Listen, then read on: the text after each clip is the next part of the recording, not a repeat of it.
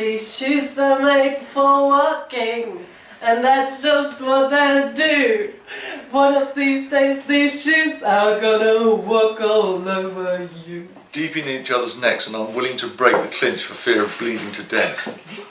I think that's brilliant. I am Irish / Northern Irish / British, depending on who you ask, and come from Belfast. This is really cool because I really like that documentary.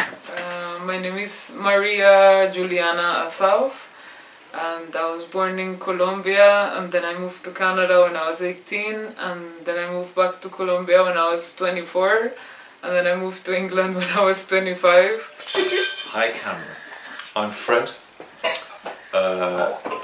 I'm 59. I live here in Oxford.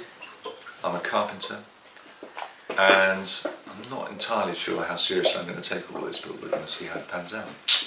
Let's go to work. Hello, I'm Brother Toby. I'm a Dominican friar. My name is Abdullah Labwani. I'm a Syrian. I came to UK last September. My name's Alex. I'm 32. I live in Oxford. I'm a sister. I'm single. I'm all of those wonderful phrases that kind of don't mean a huge amount. Years now, and I'm just coming up to solemn profession, which is when I'll make my lifetime commitment to life in the order.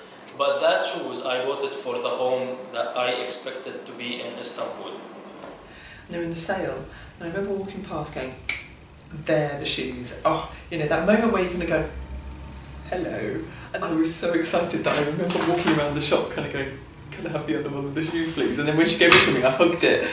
When we were teenagers, it was all about having like, the really big heels and the kind of like really statement shoes. I was like, now I'm like sophisticated now. If I look at me, I don't dress smartly. You know, I don't really know how to dress smartly, but when I have to, because somebody's died or somebody's getting married, then I put on the smart shoes rather than my working boots. And when you walked home from school in your Catholic uniform, there was a sense of unease and anxiety, and your parents would be worried and so on. I'm not for a second saying it was a war zone, but there was definitely a sense of anxiety and unease.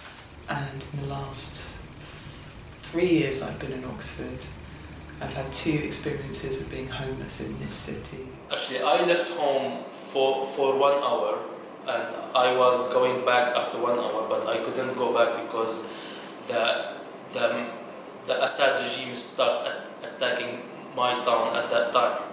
So I left home, but for just 1 hour, but so far I don't expect to get back to my home in the next 5-6 years. Often just before you fall asleep, you know, it's those really quiet times where there isn't people around and there isn't, you know you should put your phone down because it's after o'clock at night, and you know, looking at Facebook isn't going to actually change the fact that you're in your room on your own.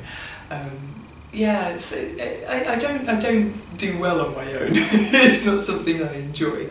I would say that I pissed away all my advantages pretty comprehensively when I was younger. And that brought out that feeling of that I had never really had before, I admit, of what it might be like to be in a Protestant working class family, living in a predominantly Catholic area, for example. That would not be a comfortable experience for these people. And that was something that hadn't quite crystallized to my mind before I actually was friends with and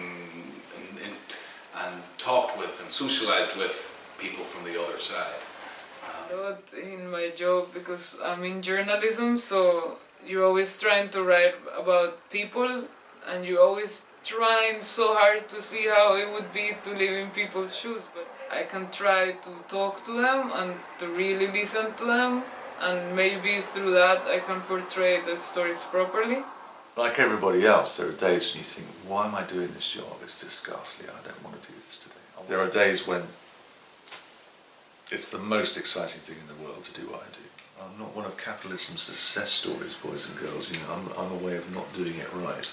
I don't know, it's strange to me even sometimes now, having formerly been a lawyer in the city for 7 years before I joined the order, and I think it's very strange to my friends, but paradoxically, my way of life, I've taken a vow of obedience, and I've never felt more free in all my life. I completely experienced the difference from not being able to do that to completely having the whole world open to me when I became citizen in Canada.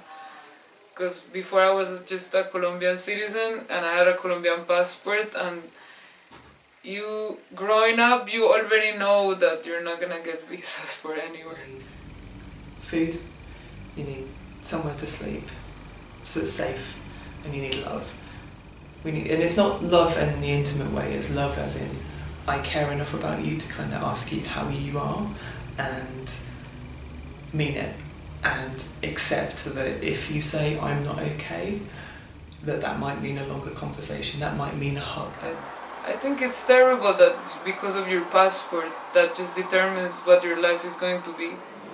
I would hate to leave someone is upset from me if it is my fault.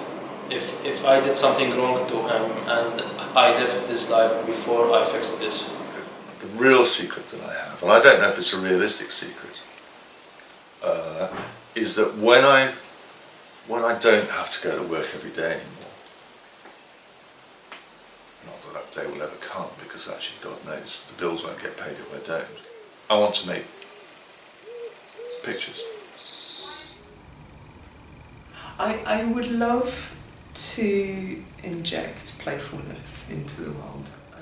I'd like to leave the world a really nice toilet, you know, but that's random. One toilet's probably not going to resolve our situations, to be fair, but you know, that would be kind of fun. A whole new understanding of what it means to use the toilet, and what does the toilet really mean, and what does it stand for, you know. A whole new way to talk about shit. That would be great. Oh my gosh, that's what I want to do, you know. I want them to have some fun, I want them to play, and I want them to be able to talk about shit. That's what I want to leave. When I pass away from this world, probably I would aim to leave as few physical traces as possible. So that I can really follow my true passion and find out what's the reason I'm in this world. I'd like to be remembered for being joyful. Because actually the life story from beginning to end is very dull. You know, I was born, I was educated, I worked, I died. Well, that bit hasn't happened yet, but you know, it will come. That's it. There isn't much else, really, for most of us, is there? Unless you look at all the little tangents and all the little bits on the side. That's where people become interesting.